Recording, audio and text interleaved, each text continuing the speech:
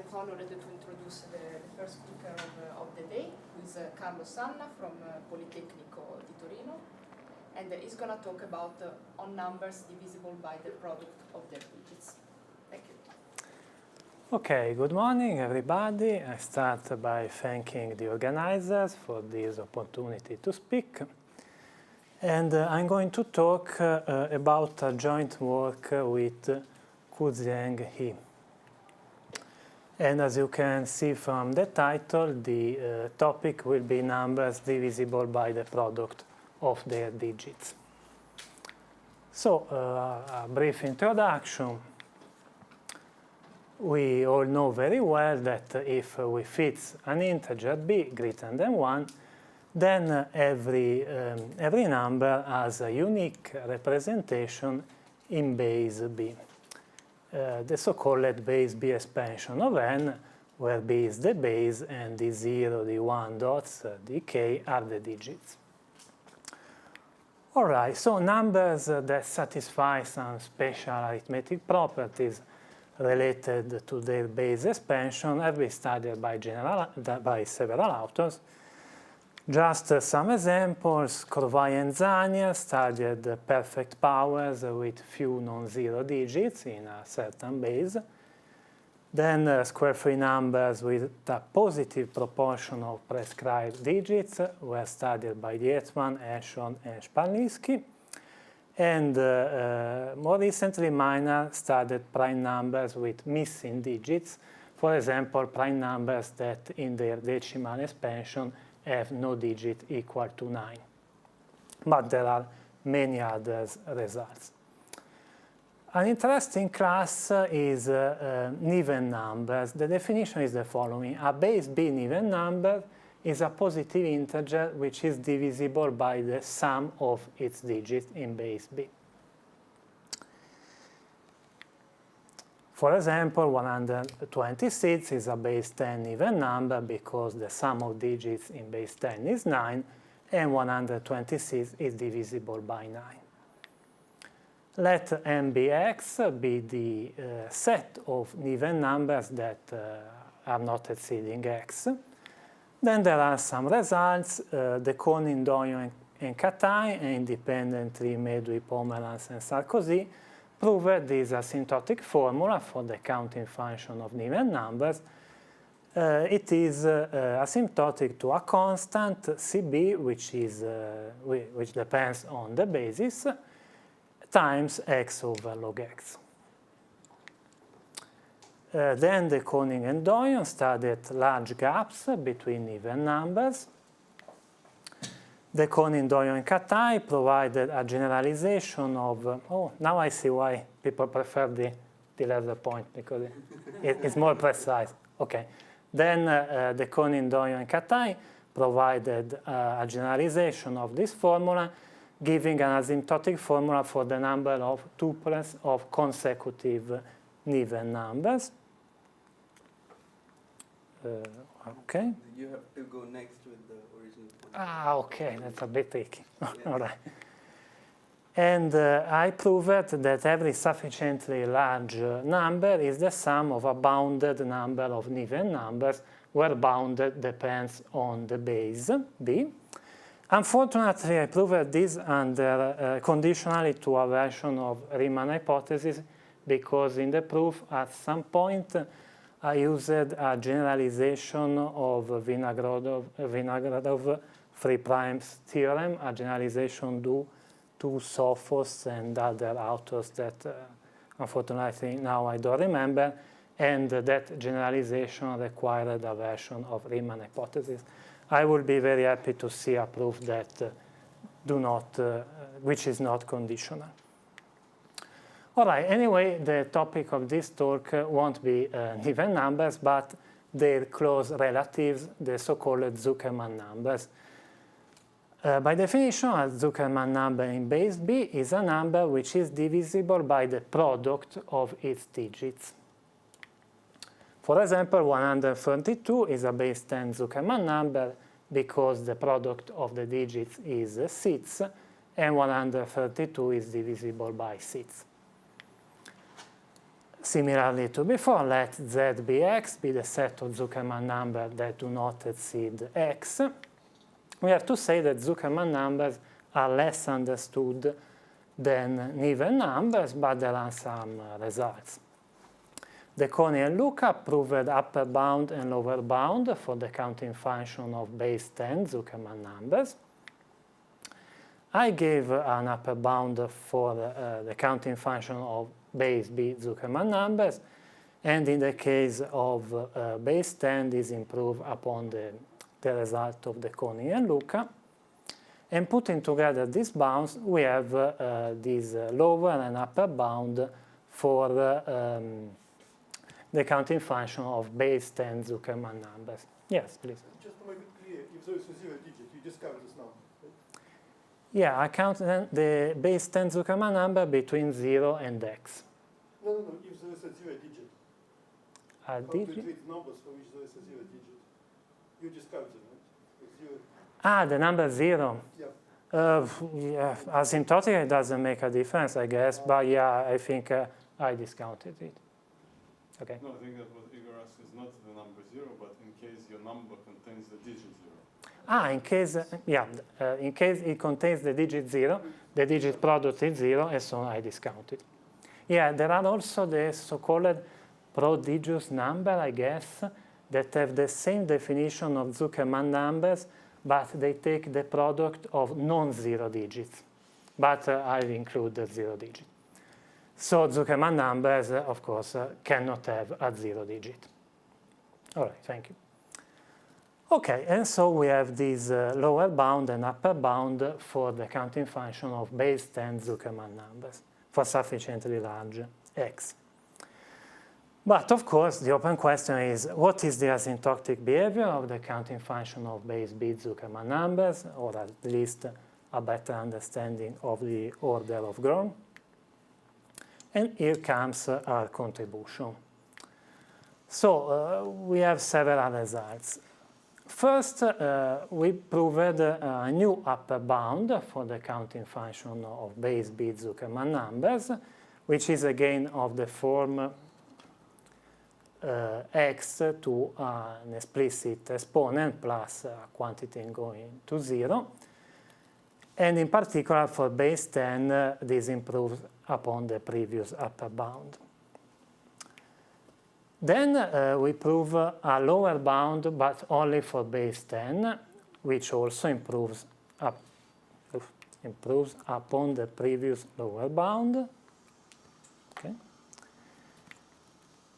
Then we provided a heuristic suggesting that the order of Gromb of the counting function of base B Zuckerman number should be like x to an explicit constant plus a little o of 1. And then we provided some non-trivial algorithm to count or enumerate base B Zuckerman numbers. We implemented this algorithm in C, and running them on a cluster, we obtained some data that seems to support the heuristic. The source code is freely available on GitHub. All right, so now I'm going to talk a bit about these results without going too much into details. First, how we test the heuristic formula. In this straightforward way, we used our algorithms to compute the counting function for base 3, 4, to 12, and for large values of x depending on b and our computer power. Then we computed the difference, delta bx, between the exponent of the heuristic and the exponent obtained by inverting this formula. And we checked, of course this is an experiment, we checked if it seems that delta goes to 0. Actually, for technical reasons, instead of counting the Zuckerman number from 0 to x, we counted the Zuckerman number with exactly n digits, but of course there's a simple relation between the two. So just some graph to show what happens. We computed a number of base 10 Zuckerman numbers with n digits up to n equal 22. This is the graph of delta. It seems that it goes to 0. Note that this is the vertical axis as a logarithmic scale. So the last value is about 10 to minus 3. We did this for all the bases from 3 to 12, but I only show in 10 and base 3. For base 3, we counted the Zuckerman numbers having n digits up to n equal 59. And again, there are some fluctuations, but it seems that delta goes to 0.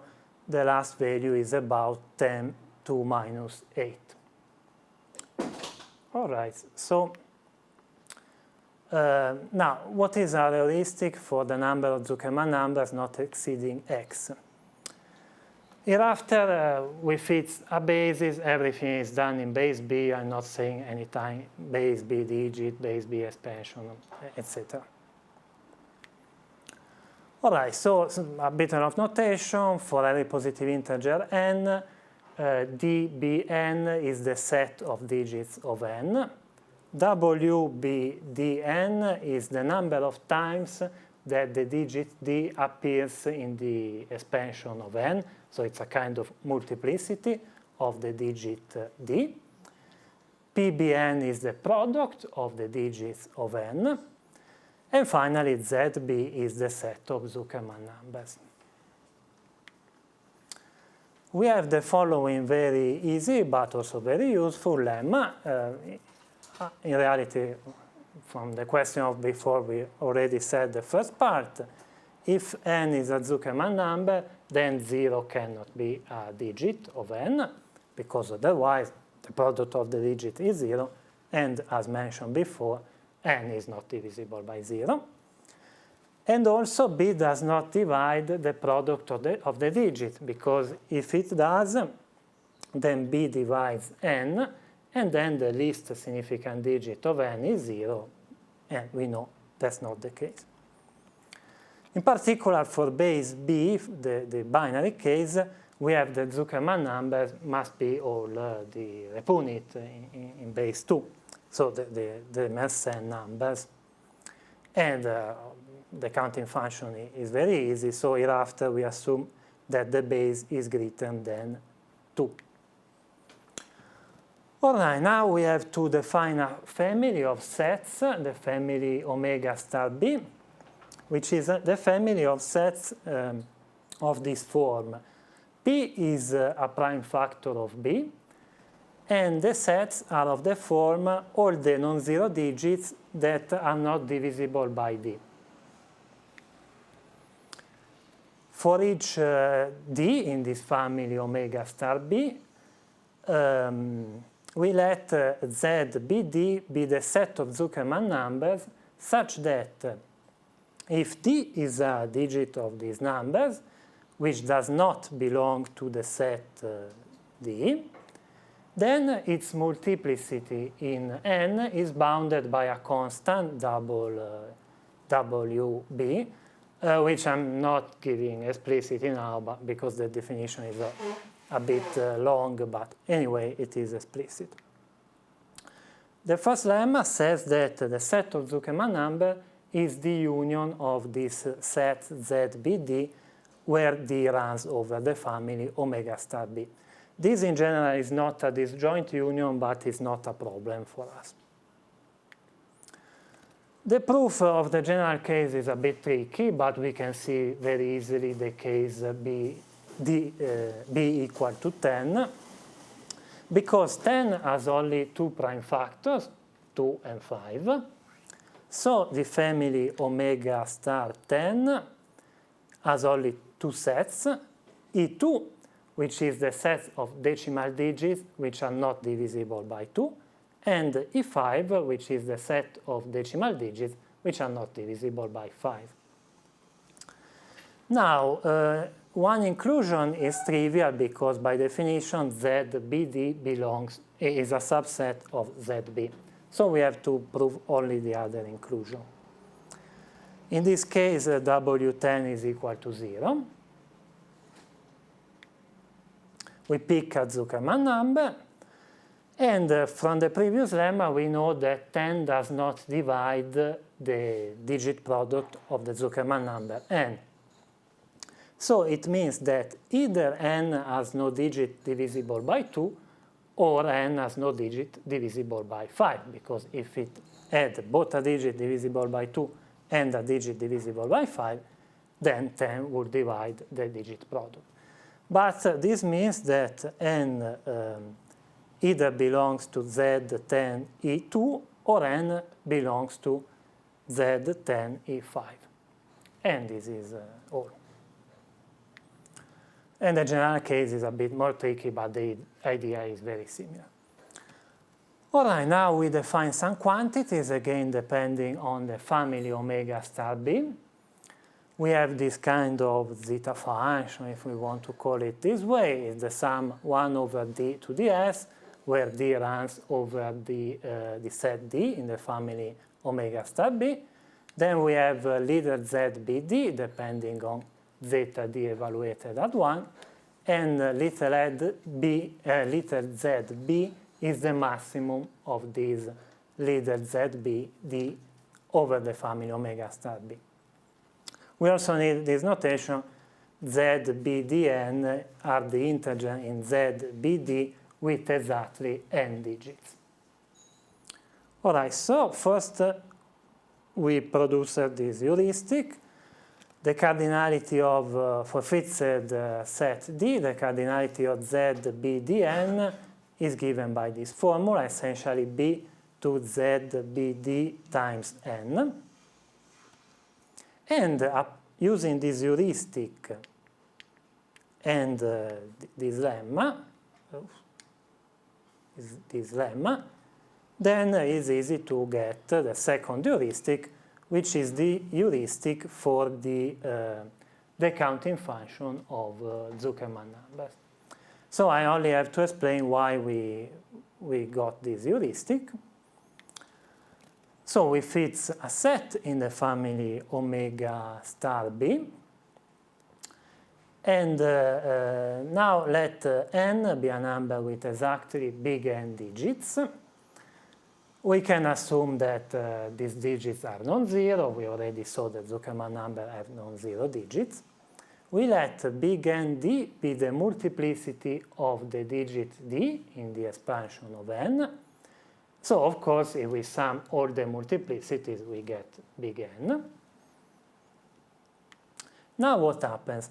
If we fit the multiplicity and we ignore everything else, then by elementary combinatorics, the number of possible values of little n is given by a multinomial coefficient. We want a certain number of times the digit 1, a certain number of times the digit 2, etc.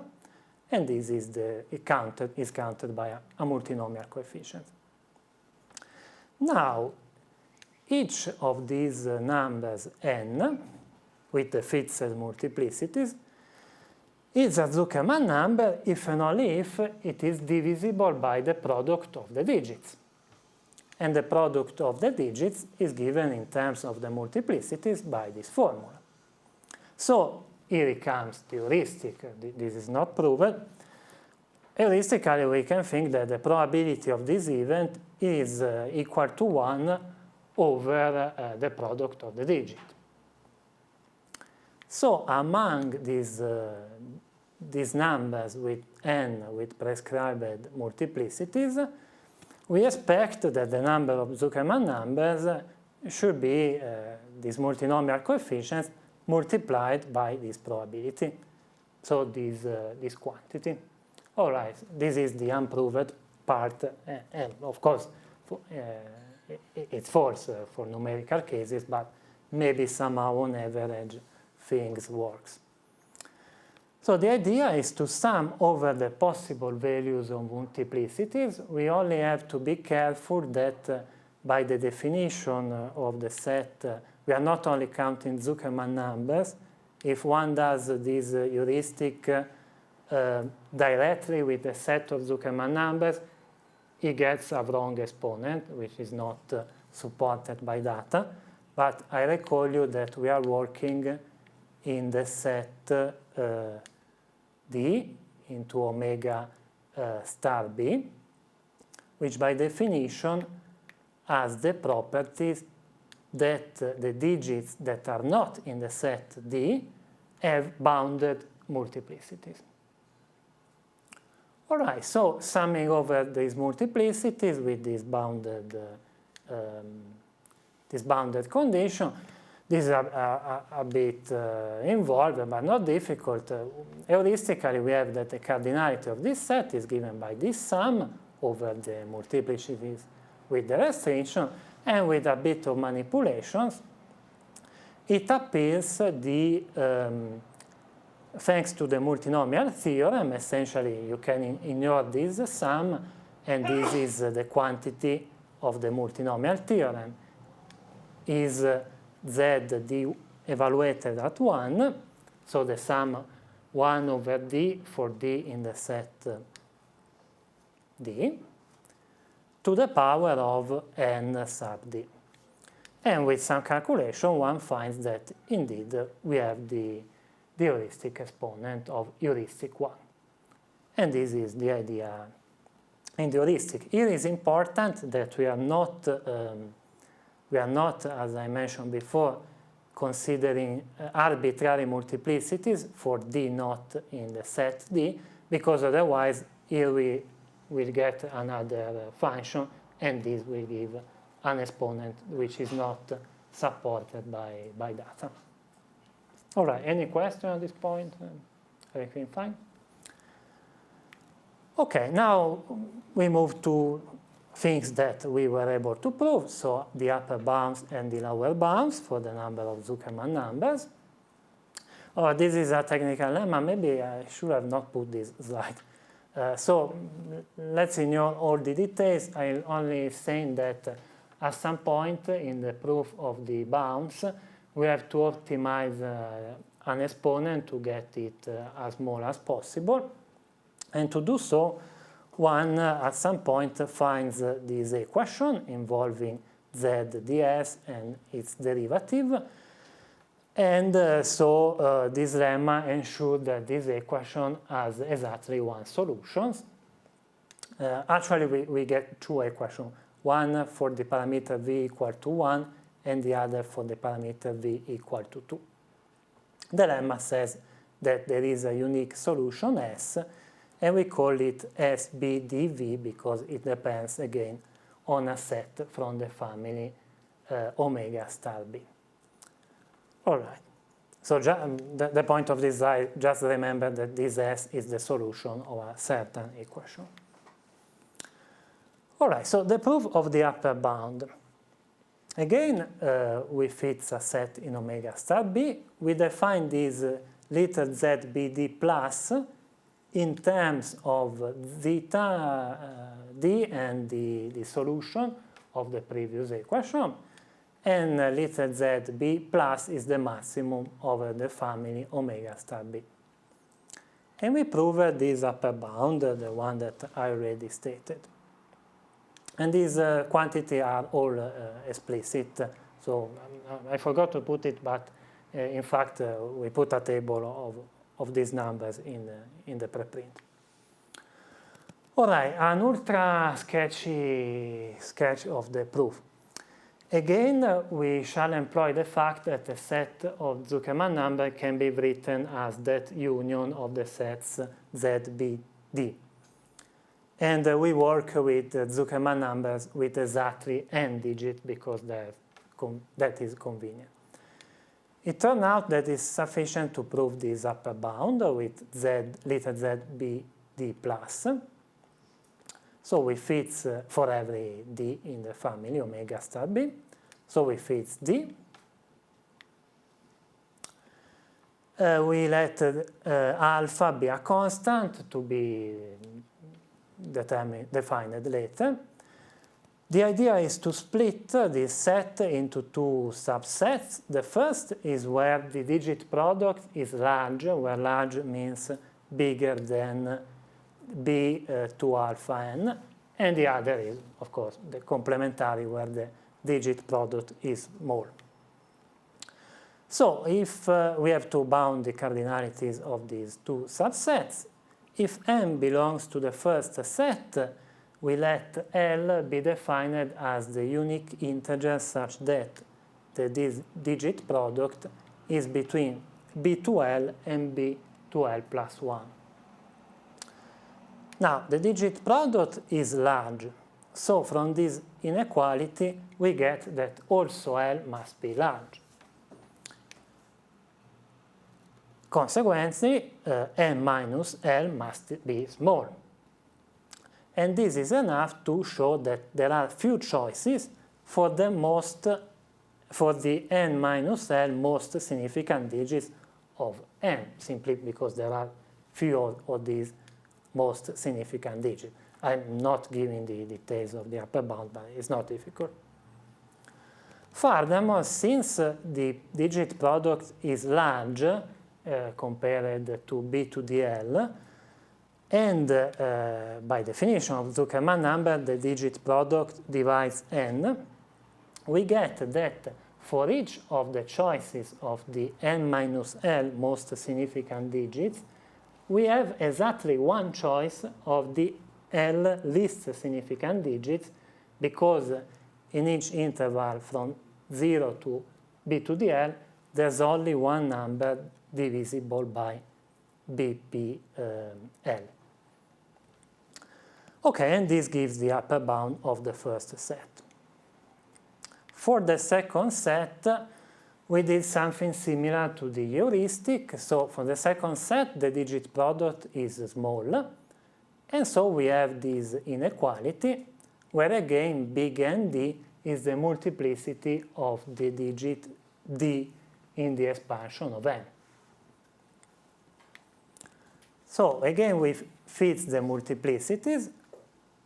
As I mentioned before, we know that the number of possible values of n with these fixed multiplicities is given by a binomial coefficient. And so we sum these multinomial coefficients over all multiplicities satisfying this constraint. This is a bit technical, but it can be done. And doing so, one gets the upper bound for the second set. Then one has to pick the optimal alpha to get the smallest exponent, and doing the computation, one gets that this is the best value for alpha, depending on the solution of that strange equation, and this gives the upper bound. And using the lemma on the union, one gets the upper bound for the counting function of Zuckerman numbers. Okay, I understand this was very sketchy because the computation are a bit technical, but essentially these are the ideas. Okay. Now the lower bound seems to be much more difficult. In the general case, we were not able to get a non-trivial lower bound, so we focused only on base 10. And the idea is to build many base 10 Zuckerman numbers only employing the digits 1, 2, 4, 8, which are, of course, powers of 2, so that the digit product is a power of 2, and in particular, it divides a corresponding power of 10. This is the trick. So we let AN be the set of n-digit numbers with exactly n digits, all from the set 1, 2, 4, 8. Here everything is in base 10. We let Vn be the maximum number V such that 2 to the n divides the digit product of n. And L is a positive integer that we'll determine later. And finally, we define delta in this way. Delta is 1 over L, and there is this max-min stuff. It is the maximum over all reminders modulo 2 to the L, which is our parameters, of the minimum of Vy where y ranges over the integers with exactly L digits equal to 1, 2, 4, or 8, and y is equal to x mod 2 to the L. Now, again, I skip the details, but one can prove by induction that for every integer k, there exists nk in a kel L, so nk is a number with kl digits equal to 1, 2, 4, or a, such that 2 to kl divides nk, and essentially the power of 2 dividing the product of digit of nk is small, is less than delta kl. And these numbers nk are constructed by induction starting, if I remember well, from n1 equal to 1 or 2, and then appending in front of nk L digits so that essentially things works, and they works because of the definition of delta, because essentially this is what happens in the worst case for the vnk. So I understand I'm skipping many details, but it's a matter of applying essentially the definition of delta. Then one let n be a positive integer and define k in terms of n.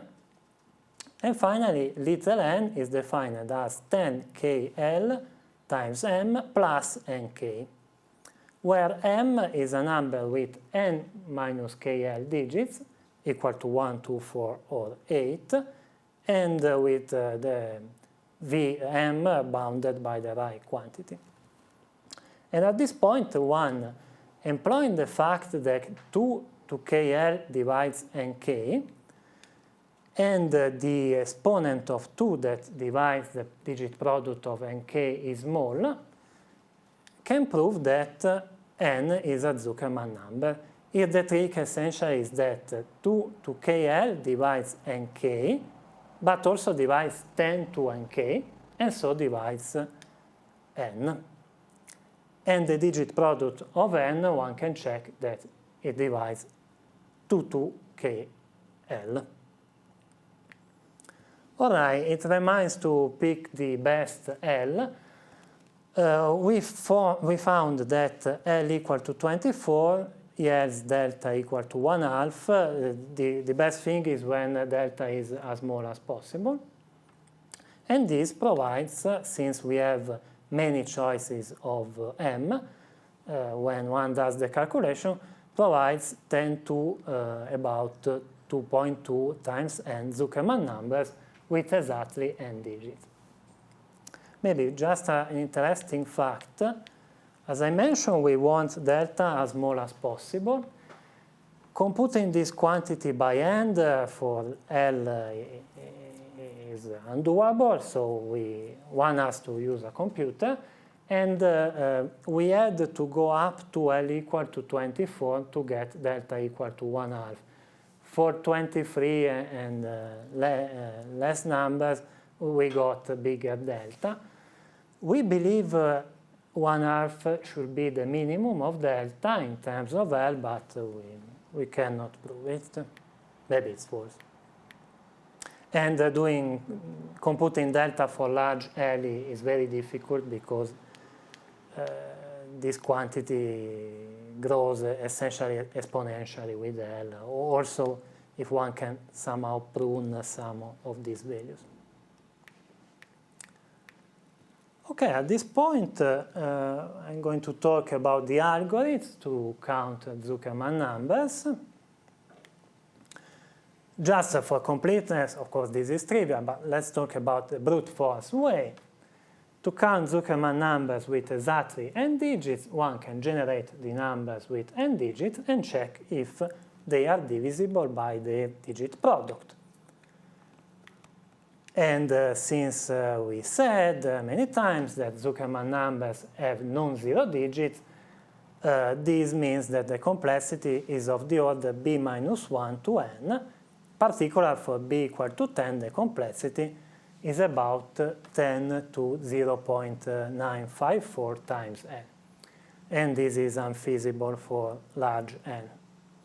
So I'm going to show several algorithms, each one improving asymptotically the previous one. Our first idea was the following, the one of enumerating multiples. First, the algorithm runs over all possible values of product of n digits, such that these products are bigger than b to alpha n, where alpha is a parameter to be optimized. Then, for each digit product, we generate the multiplus with n digits and check if the digits are compatible with that of the digit product. So the idea is the opposite. Instead of checking if a number is divisible by its digit product, we check if a multiple of a digit product is compatible with the digit in the digit product. This works well because the digit product is large, and so we have few multiples of this digit product. But of course, we also have to take into account the numbers with a small digit product. So the second part of the algorithm runs over n digits number with a small digit product and check which one are Zuckerman numbers. Doing the math, one finds that the complexity of the first part is given by this quantity. The complexity of the second part is given by this quantity. And again, it's a matter of optimizing in order to get the smallest complexities. And this depends, of course, on b in a strange way, but for b equal to 10, the complexity is about 10 to 0.7 times 9. So it's an improvement on brute force, but not such a big improvement.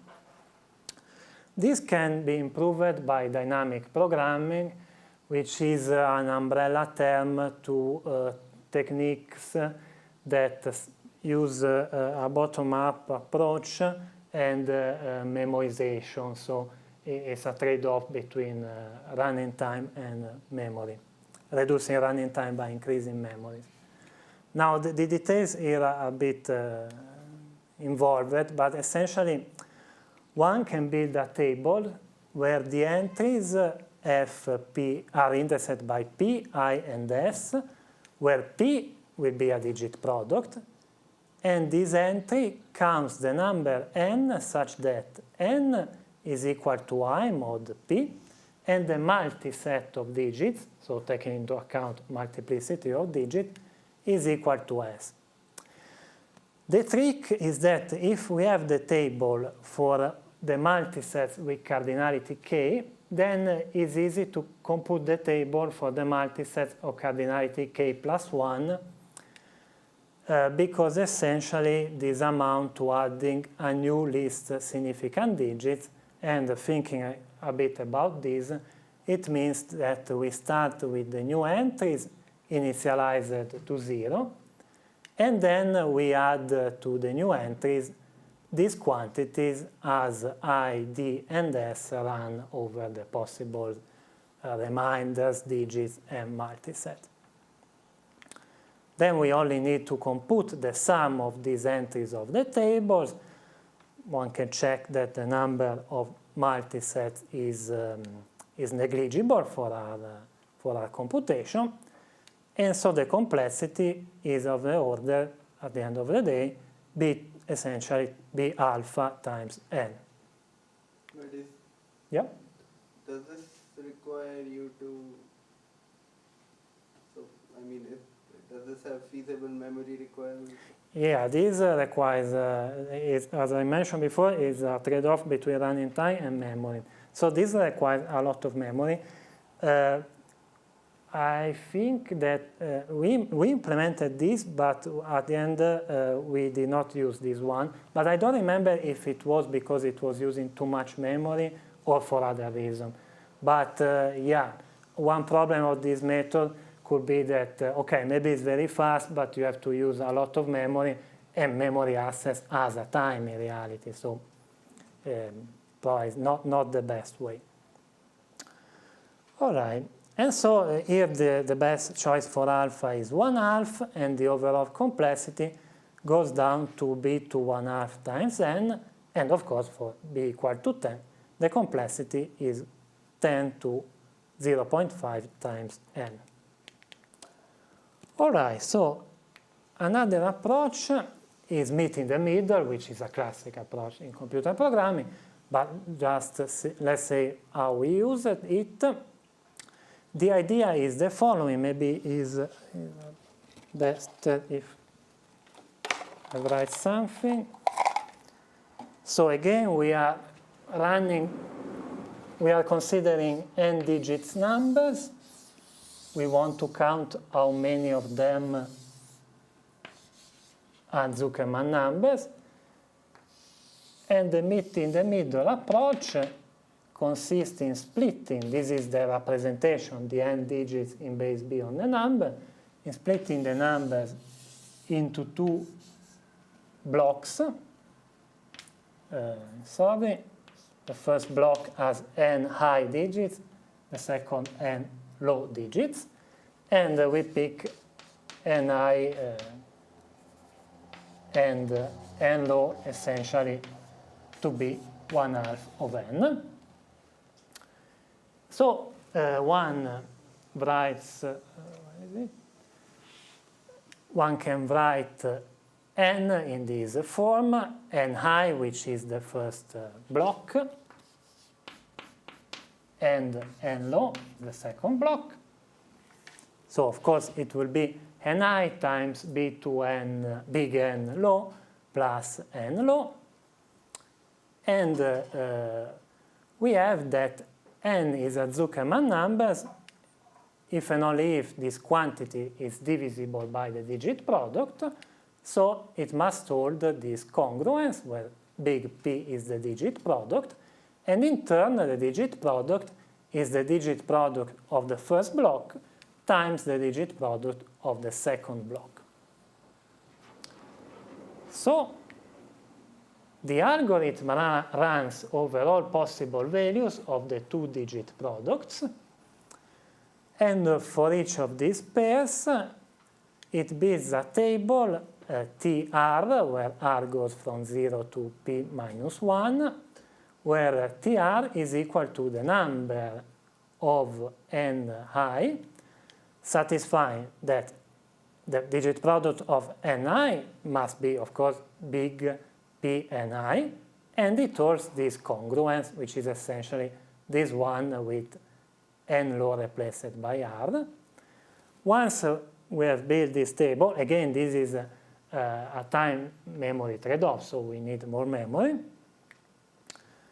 We check for each possible n o with digit product equal to big P n low. Sorry, not we check. We generate each n low with digit product equal to big P low and increase the counter of Zuckerman numbers by this quantity because it's the one which makes the congruence hold. All right, with this approach, however, the complexity is still of the order of b to 1/2 times n. So for base 10 is again 10 to 0.5 n. Okay, so last slides. We further improve the meet in the middle approach in two ways. This is very involved, but the ways are the following. Again, we split the algorithm into two cases. The one with small digit product, which is handled well by the enumerated multiples technique, and the one with small digit product, which we handle by meet in the middle. Also, instead of splitting into two blocks of equal length, we choose n low so that the number of values of the digit of the first and the second block are of the same order. This is a balanced meet in the middle. And the same order means m to 1/2, where m is again this multinomial coefficient depending on digit multiplicities. And with this approach, in particular, for base 10, the complexity goes down to 10 to 0.4 times n. And finally, since we have on average 10 digits, the base 10 case is interesting. And using ad hoc reasoning, things like in base 10, if a number is divisible by 5, then the least significant digit is 0 or 5. We were able to further reduce the complexity to 10 to 0.379 times n. All right, so this is everything from me. Thank you very much for your attention.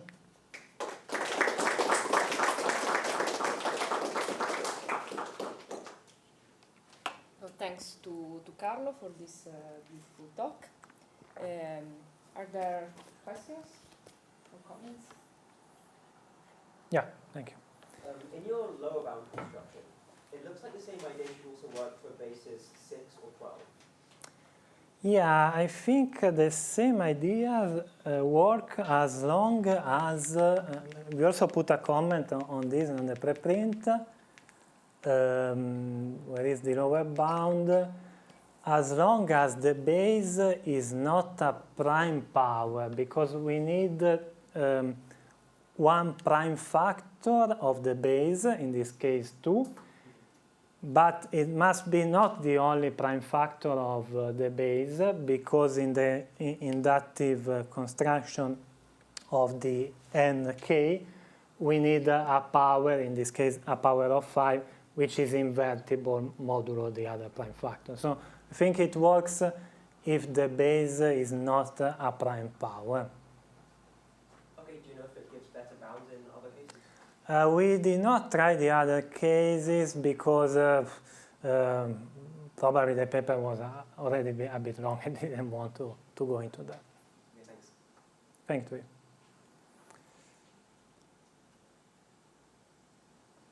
Other comments? Okay, so thank you again. Thank you.